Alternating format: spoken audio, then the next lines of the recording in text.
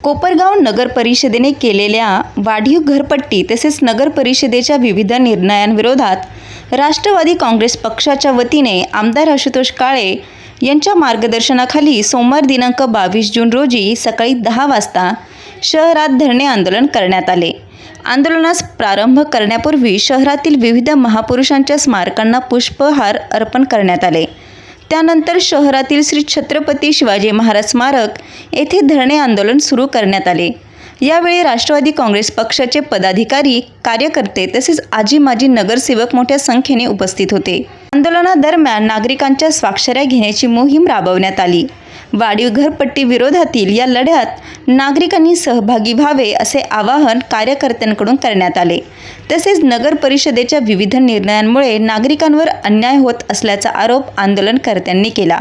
यावेळी नगरपालिकेच्या कामकाजातील कथित त्रुटी, विविध विकास कामांतील अनियमितता तसेच नागरिकांशी संबंधित प्रश्नांकडे दुर्लक्ष होत असल्याचा आरोपही यावेळी कार्यकर्त्यांकडून करण्यात आला आहे।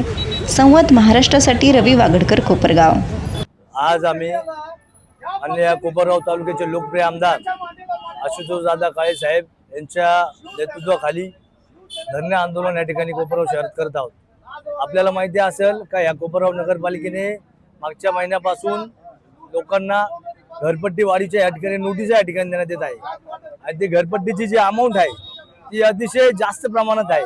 म्हणजे मी आता सांगितलं का पहिले एखाद्या माणसाला 6,842 रुपये घरपट्टी येत होती संकलित कर आणि तोच आज 25,916 रुपये येत आहे।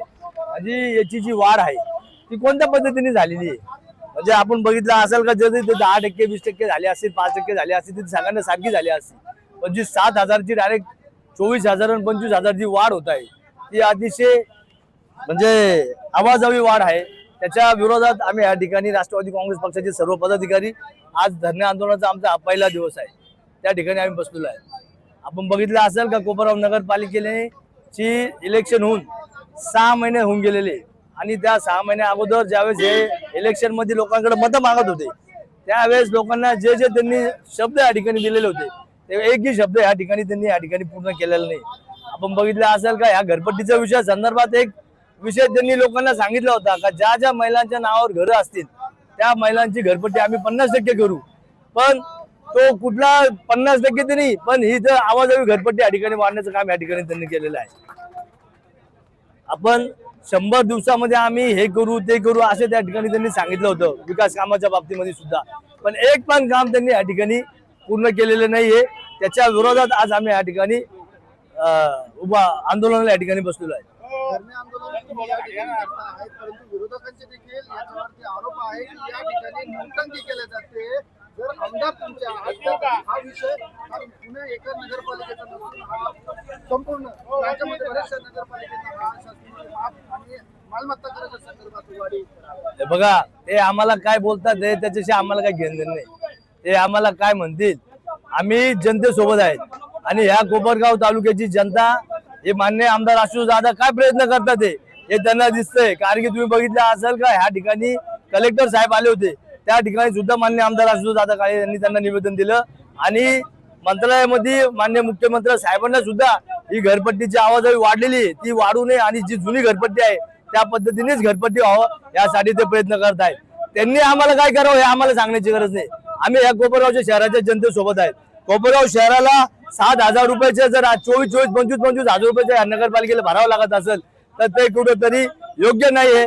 त्यामुळे आम्ही आज या ठिकाणी धरणे आंदोलन बसलेलो आहोत। असं देखील म्हटलं जातंय की पद आल्यानंतर त्यांची कुठेतरी गळचित्र होती आहे आणि ते बोलताय की करताय की कोणाला पद आल्यानंतर त्यांच्या पक्षाचं आपल्याला काय माहित नाही। फक्त विषय एवढाच आहे का मला एवढं कळतं का नगरपालिकेमध्ये ज्यावेळेस ह्या कोपरगावच्या जनतेसमोर तुम्ही मत मागत होते त्या जनतेला तुम्ही काय काय आश्वासन दिले होते?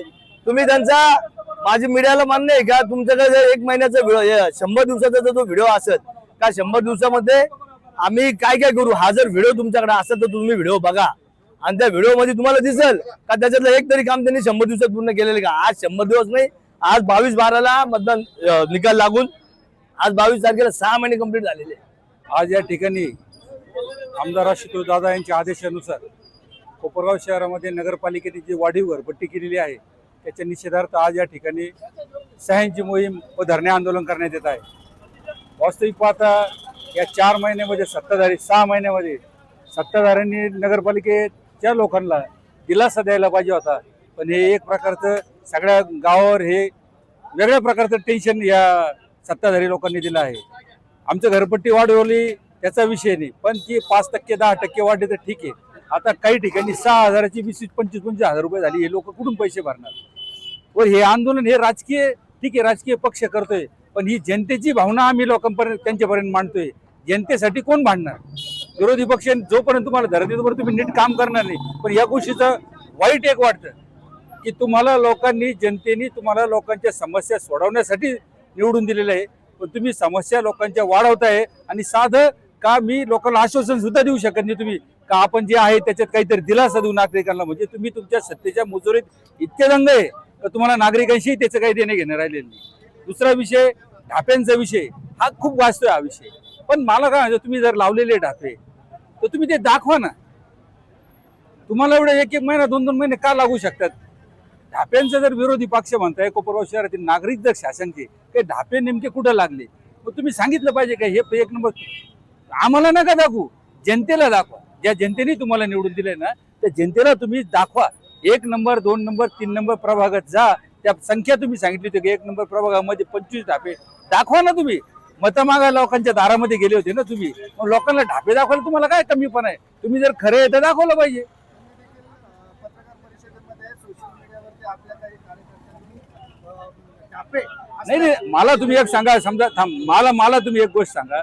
त्या भागातला नगरसेवक जर विरोधी पार्टीचा आहे आणि त्यांनी समजा 2-3 ढापे लागले असेल, मग तिथं काय त्यांनी जायचंच नाही का? असं थोडे असतं. ते निवडून आले ते जाणार तिथं. पण आमचा मुद्दा तुम्ही लक्षात नाही घेते. ढाप्यांची संख्येमध्ये लोकांना साशंकता. तुम्ही जे म्हणता ढापे लावले तुमचे लोक फोटो काढताय, हा विषय बाजूला जाऊ द्या. तुम्ही जे सांगितलंय ना 1 नंबर 2 नंबर 3 नंबर मध्ये इतके ढापे बसून तुम्ही दाखवा ना यार. तुम्ही खरं आहे ना तर तुम्ही जनतेला दाखवलं पाहिजे. तुम्ही प्रत्येक वेळेला या आंबेडकर पुतळ्यावर काय एका भांडण मारामाऱ्या करायचे? तुम्हाला जनतेने निवडून दिलेले लोकांचे कामं करण्यासाठी तुम्ही लोकांचे कामं करा. लोकांच्या शंका असेल त्याचं निरसन करा. तुम्ही लोकांना आश्वासन दिलं होतं की महिलांना आम्ही 50% घरपट्टी.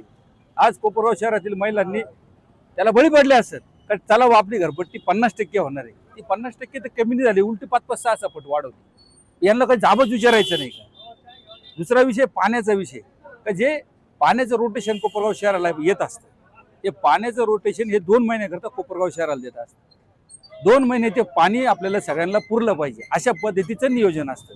मग मला तुम्ही सांगा, मागच्या मे महिन्याच्या 15-16 तारखेच्या आसपास काहीतरी तळे भरले गेलेले, ह्या महिन्याच्या जून महिन्याच्या 20 तारखेला कसं काय तळे खराब पाणी लागलं आणि पाणी संपलं म्हणून सांगताय तुम्ही? मग हे जे पाणी गेलेले हे पाणी गेलं कुठं? आज कोपरगाव शहरातील जनतेला प्रश्न पडलाय, आम्हाला पण प्रश्न पडलेला आहे. माजी नगराध्यक्ष विजयराव वाडणे यांनी तुमची पाण्याची चोरी धरली होती, त्यावेळेला तुम्ही सगळे पत्रकार गेले होते. कुठून कुठची पाईपलाईन गेली हे तुम्हीच बघितलं होतं. मग त्या प्रकारची तर चोरी नाही झाली ना. आता कारण बोलणारच कोण नाही.